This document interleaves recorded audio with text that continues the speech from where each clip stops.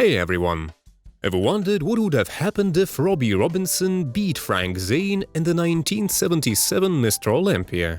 Let's dive into this alternate bodybuilding history together.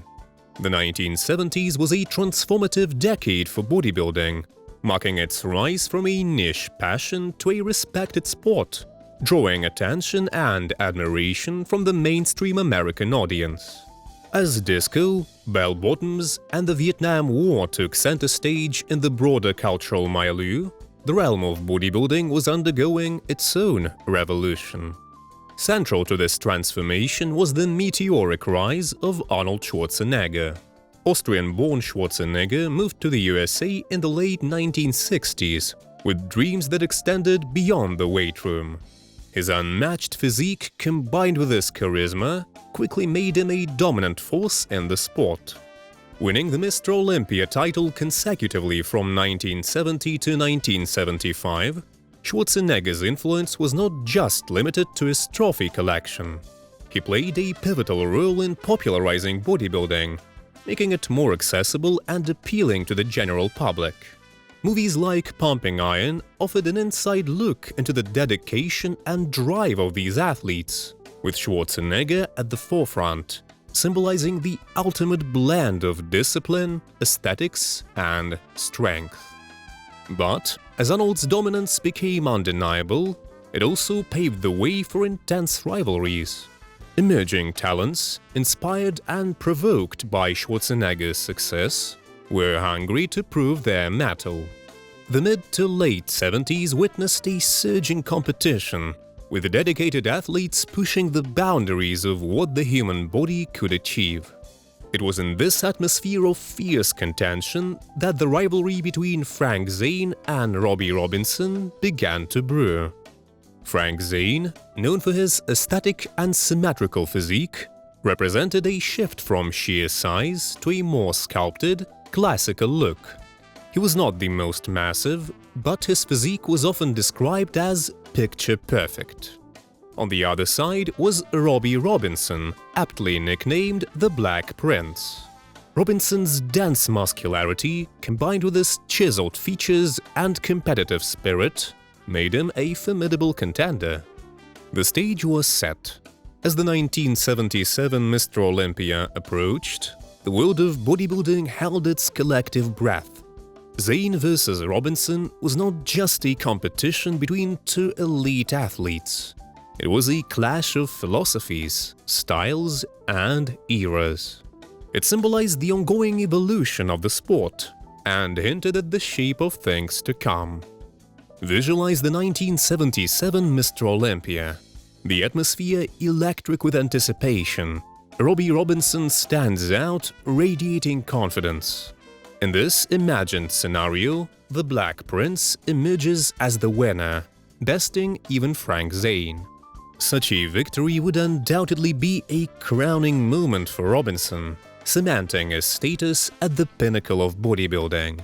The ripple effects on his morale would be immediate. Robinson's self-perception would shift from being a perennial contender to the definitive champion. This new title might even fuel further dedication and an even stronger pursuit of perfection in his craft.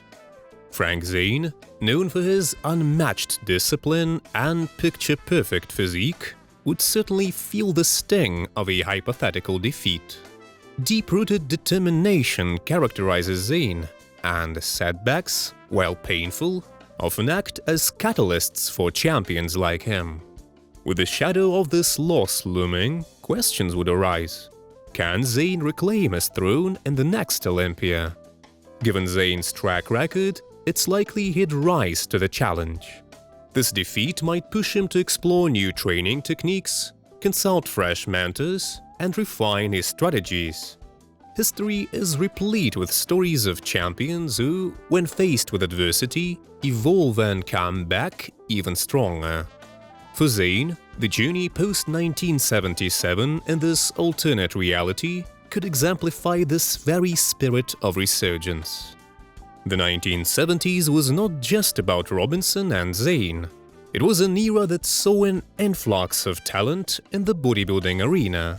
If Zane were to lose momentum following a hypothetical defeat, the landscape would inevitably shift, creating opportunities for other contenders to challenge Robinson's supremacy. One such talent was Mike Manser. With his heavy-duty training philosophy and a physique that screamed power, Manser was uniquely poised to rise to the top. His approach was analytical, emphasizing the quality of workouts over quantity, which garnered both intrigue and followers. Then there was Tom Platz, known for his unparalleled leg development. Dubbed the Quad Father, Platz had the kind of lower body that was the stuff of legends. His dedication and unique focus on leg training could provide a distinct advantage, positioning him as a strong contender. Additionally, the late 70s and early 80s saw the emergence of Samir Banu, whose balance and symmetry earned him the nickname the Lion of Lebanon. With his well-rounded physique and competitive spirit, Banu could certainly capitalize on any opening at the top. In this imagined scenario, with Zane's dominance wavering, a power vacuum would undoubtedly emerge.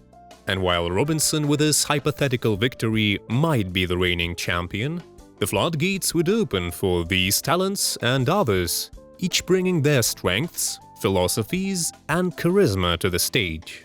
It would be a time of intense rivalry, fresh approaches, and a reshuffling of the bodybuilding hierarchy. The 1970s was a period of significant societal upheaval in America.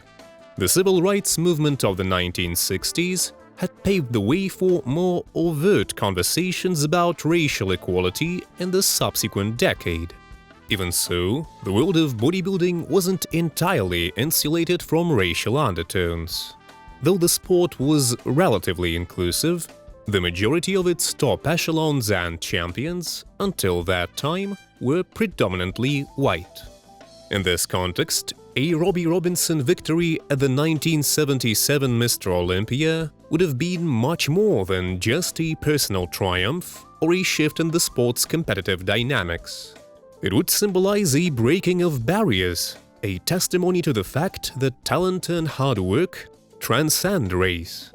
Furthermore, such a significant win could create a ripple effect, encouraging more diversity in the sport. For future black bodybuilders, Robinson's victory would be both a source of inspiration and a tangible proof of possibility. The narrative could shift, emphasizing the universality of the sport, encouraging bodybuilders from all racial and ethnic backgrounds to envision themselves on the Mr. Olympia stage. Bodybuilding, like any competitive sport, thrives on moments that define eras. The 1970s saw a host of talents, but Frank Zane and Robbie Robinson stood out, not just for their physiques, but for what they represented. The enduring legacies of both these athletes are undeniable. Zane, with his picture-perfect physique, represented an ideal many aimed to emulate. His focus on aesthetics over sheer size has left an indelible mark on the sport. Robinson, meanwhile, with his dense muscularity and unwavering competitive spirit, showcased a different kind of excellence. A victory for him in '77 might underscore his legacy as a trailblazer, one who not only challenged the status quo in bodybuilding, but also expanded the realm of what's possible. That's our take on the Robinson vs. Zane showdown. Both legends, both with enduring impacts. Share your thoughts below, hit like if you enjoyed, and don't forget to subscribe. Until next time.